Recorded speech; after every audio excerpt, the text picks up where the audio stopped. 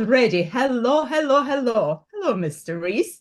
How are you this morning? I have a beautiful, beautiful topic for us to discuss.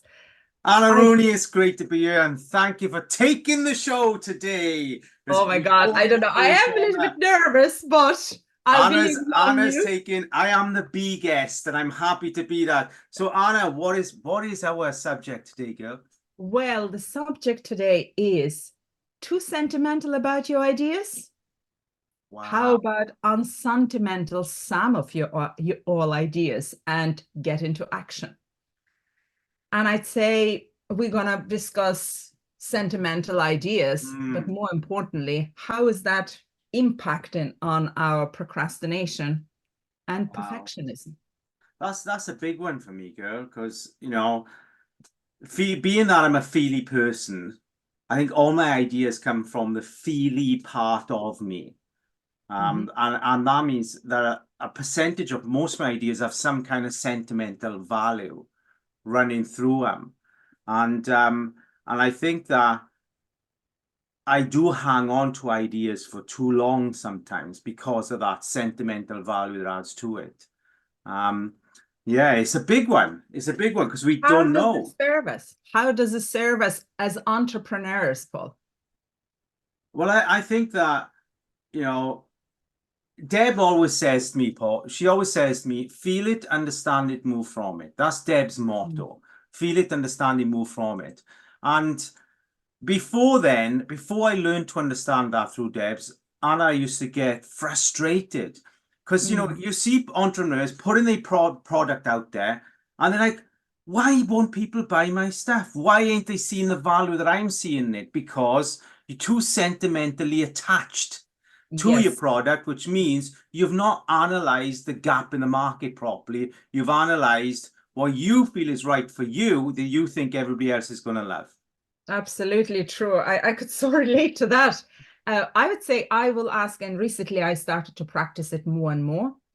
If I need to decide about something, firstly is what, right? And we have crazy ideas about it, and then we keep it to ourselves, some of them probably too big even to voice it. But if you decide what, and then you decide why it's important to you, or how important that is to you, because you can have maybe 20 on that topic, 20 ideas, but which one is actually the most important one? And now what I do, I test it. Would that be within the business community I'm in, or where I am with my close friends, or even sometimes family? I try on my kids anyway. But what it does, it moves me from just having an idea and having a bank of idea that never I access to, right? It's like a big bank account. You want it safe there, you're not touching it, but yet you need to action something. Yeah. So by doing so, definitely I pay less attention to being perfectionist because I am by nature, right? Mhm. And that definitely will slow you down. Wow. So that if you know what, if you know why is that important, Mm. and then take your first quick 3 steps. And when you have that done, your idea actually evolves. And that's what I love most. That's I why I love do that, Anna, because it. I get it, It's like, why is it, when you think about those ideas that are too much sentimental value, and we become disappointed again because people don't like what we love. What I've learned to do is if I have an idea, I look first of how attached I am to that idea. Where did it Okay. come from? Is it my ego, or is it an idea that has value to the customers that pay my invoices? I look at those things a lot now, and I have done for the last probably 7 to 8 years. Um, but it still creeps in, Yeah, The ego is sentimental. a big thing, Paul, isn't it? It's Yeah. it's probably the one that holds us most back from actions. Yeah. And on that one, I'm going to ask you another question. You know the big tour you're going to take now. How Mhm. long were you cooking that idea? Man, that's been cooking for about 5 or 6 years.